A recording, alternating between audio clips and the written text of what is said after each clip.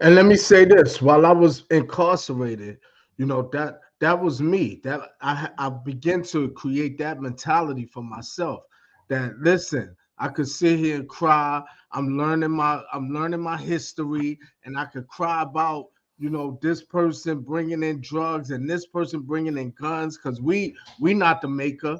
We not the owner, the maker of them drugs and those guns, but they in our community, right? Mhm. So I could sit there and cry about it that they did this to us, they did this to me, or I could do what I did. And what I did was I said, I'm going to engulf myself with education. I'm going to engulf myself with learning about corporate America. So I Mhm. went in there without a GED and I came out with my master's degree. You know what I mean?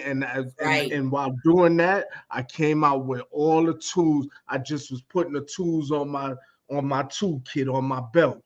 I was Uh-huh. doing everything from welding. I got my welders and my arc weld, I TIG and I MIG weld.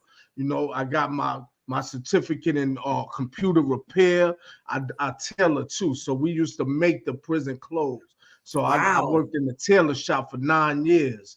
I also got my legal research management certification. Mm. So I worked in the law library for 13 years, Mm. and in prison, while in prison.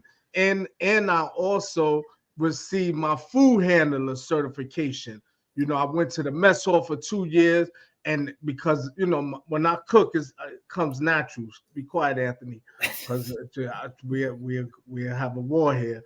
Okay. On cooking contest or something. Don't Long-standing say it. battle. Don't say it. So I learned when I started cooking. Look. I told myself, listen. I noticed that I was in honor block, right? This was an honor setting. When you do Mhm. good in prison and you don't get no infractions, you could go to a block where you got a stove. Oh, You get a little bit more room. You get a yeah, little yeah. bit more openness. And so when I first went there and I started cooking in the 90s, dudes was like, damn, what's this? Eh?